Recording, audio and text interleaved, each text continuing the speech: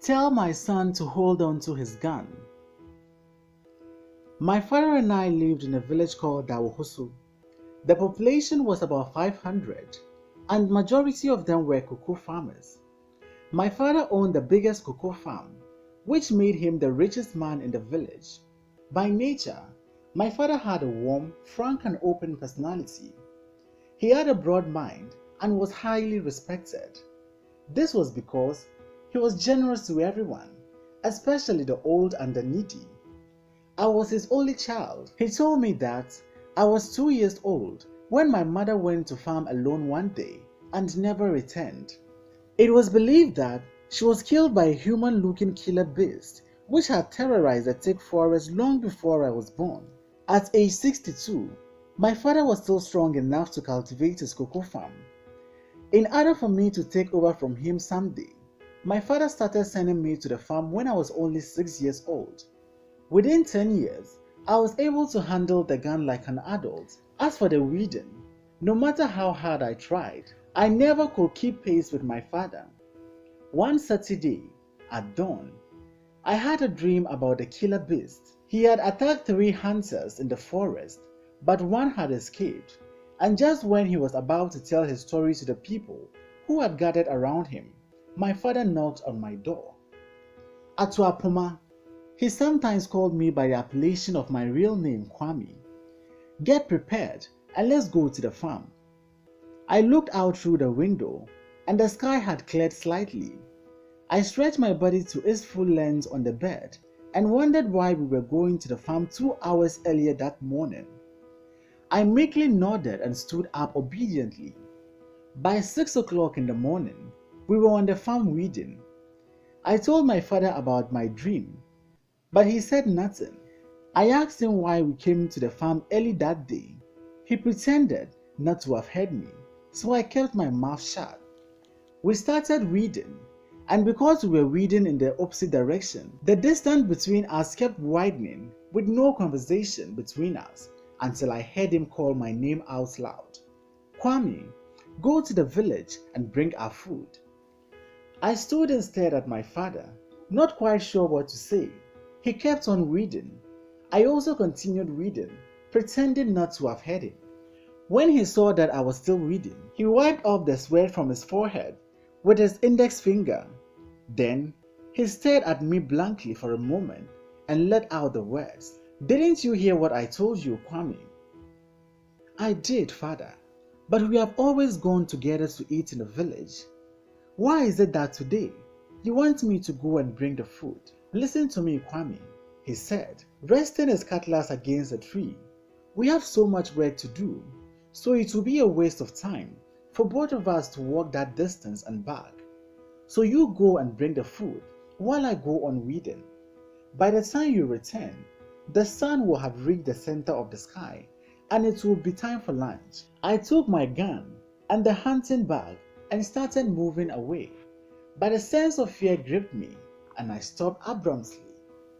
After a while, he turned and found me standing still. "Are you going or not?" he asked with a tinge of anger in his voice.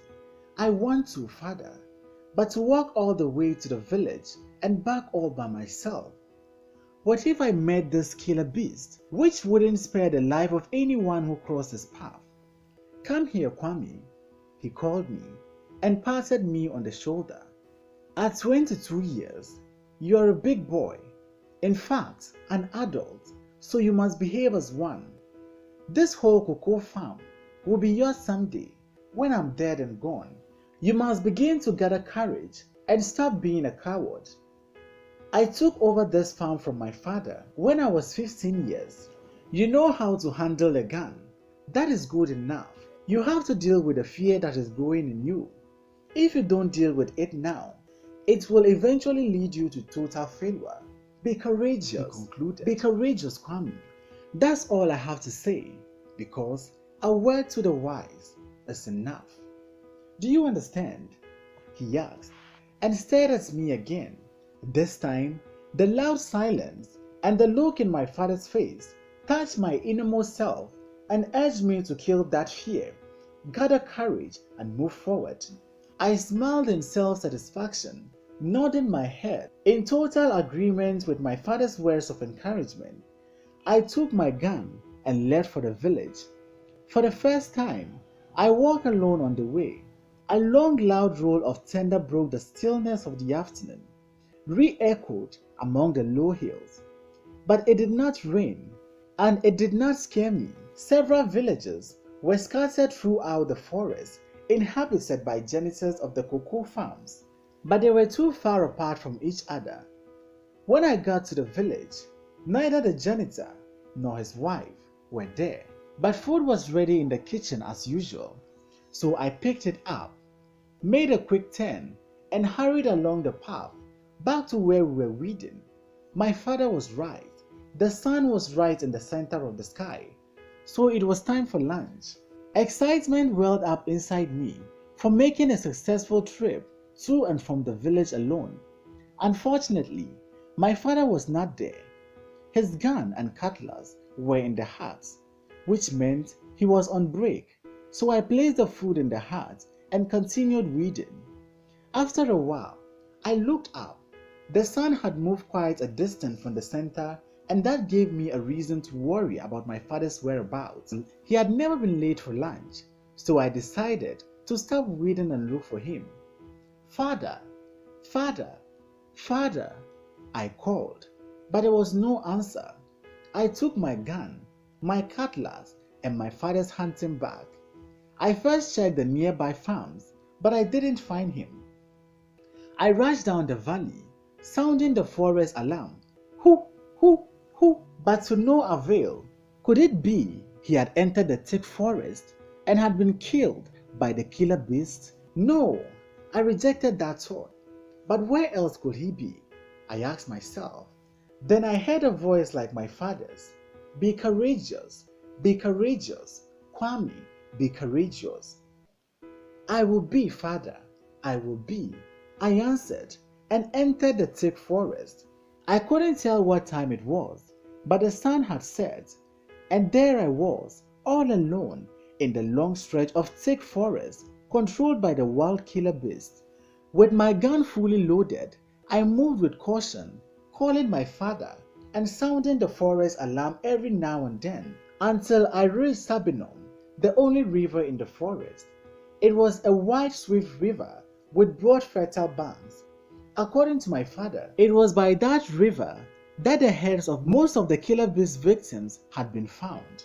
He had told me also that when the head of the first hunter to fall victim to the beast was found, the village hunters had tried to avenge the death of their colleague by engaging in a week-long group hunt for the beast, but did not find it. Was it safe for me to be there all by myself? I thought, and almost immediately, a chill wind swept across the river. Then I heard the sound of the tree rustling on the other side of the river. "Father, is that you?" I asked, but got no response. Instead, the sound of feet movement, quite louder and heavier than normal, and getting closer. "Is that you, father?" I asked again. Something told me to run away from that place, but I refused, and rather climbed one of the trees that provided shade to the river. With my gun still loaded, I leaned against a branch with my feet firmly on another branch. As the steps drew closer from the other side of the river, a wave of fright swept over me, but did not put fear in me. This was because my father's encouraging words were buried deep down my heart. I aimed my gun at that direction, and within seconds, there appeared a huge hairy monster of about 7 feet tall. He had an oval-shaped ears that dangled about. His nose pointed way above his stiff upper lip, and his eyes extended beyond their normal place on his face. My heart was burning with a wild desire to pull my trigger, but something told me to wait a bit, since he might not see me. The ugly monster stepped into the river, picked a calabash from a nearby branch, and drank 3 calabashes full of water. He clenched his fist and beat his chest repeatedly, probably to show that he was the boss of the thick forest. I watched him closely, trying to decide whether to aim at his chest or his head. But suddenly, an unknown force pushed my finger against the trigger, and boom, went a loud deep sound from the gun. The monster stood still for a moment. Then his hand flipped from his chest to his side as if they had no life in them. When I saw his entire body swaying side to side, anger struck me like thunder. "You deserve to die," I screamed, and fired 3 shots into his chest. His whole body shook as if something was going to explode in him. His face turned pale. His eyes were filled up with fear of dying. I reloaded my gun and engaged in one-sided shootout. I fired several shots at him, but this ugly monster was still standing. I took another round of firing before he fell to the ground, as if struck by thunder. I felt like jumping down, but something cautioned me again to be careful. Then suddenly, the evil monster sat up, clenched his fist again, and beat his chest repeatedly. He attempted to get up, but couldn't. I could sense that life was almost over for him, but a kernel of something in him was refusing to die. After a while, to my surprise, this monster was able to get up, but could not move. He stood rooted to the spot. Thank God, I took my father's bullets. I loaded them and fired from his head, down and up, several times until he began breathing more slowly. He started coughing and sneezing. Then, blood began oozing down his mouth and nose. I gave him a slow sidelong look, and anger began to spread over me like fever. "This bastard must die," I screamed, loaded my gun, and fired at him again like a sniper. Then finally, there was a loud, long, and heavy fall, like a roar of thunder. "Go to hell, it's over for you," I said, and jumped down. For fear he still might not be dead, I loaded the rest of my father's bullets and fired another round of shots until I became convinced that it was all over for the evil creature. It was a cloudless night with twinkling stars. The busy insect had set up a mixture of loud and disturbing sounds. Under the full moon, a triumphant wave suddenly ran down my whole body as I began to imagine how my father and the village folks would react to the good news. I beheaded the monster and carried it on my shoulder. The disappearance of my father kept haunting me, but the thrill of having killed the evil monster overpowered my desire to look for him any further. He might go home by now, I thought, and headed home. A few kilometers from the river, I saw a piece of cloth like that of my father's hanging on one branch of a tree. I hurried to take a closer look. Behind the tree of that branch was the head of my father. Anger suddenly spread over me, and my heart felt as if it was being pricked by a needle. I smacked the monster's head against the tree and knelt down. I lifted my father's head very gently, supporting it with my arms. I looked at his face. There were marks of the beast's grip on his neck. My lip tightened with anger, and tears that had welled up in my eyes began to flow freely as running water. I indeed wept bitter tears of regret and disappointment for not being around to save my father's life. Shed no tears, son. Your father was sacrificed for a special purpose. His blood was used to spiritually cleanse you and give you the strength and courage you needed to bring an end to the era of the evil monster and his reign of terror. You stood up to the challenge, and you have done just that.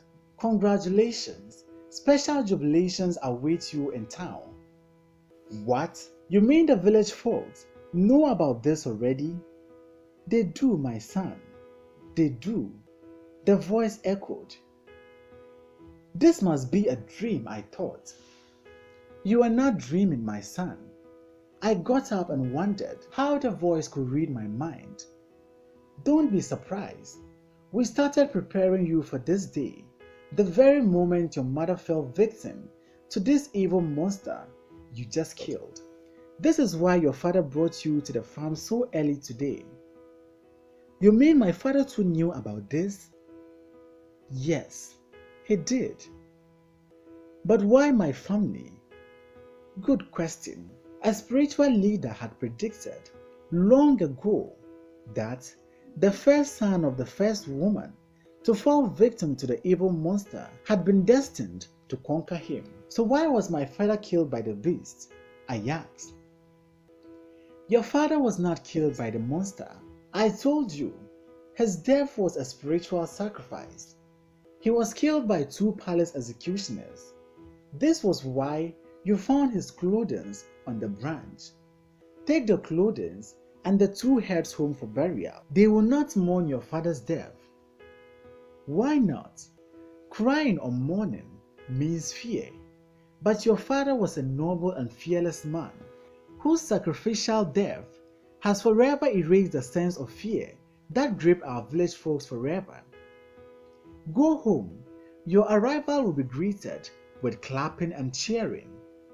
One more thing. What is it? I asked in a confused state of mind. Your father wants you to hold onto your gun. Goodbye.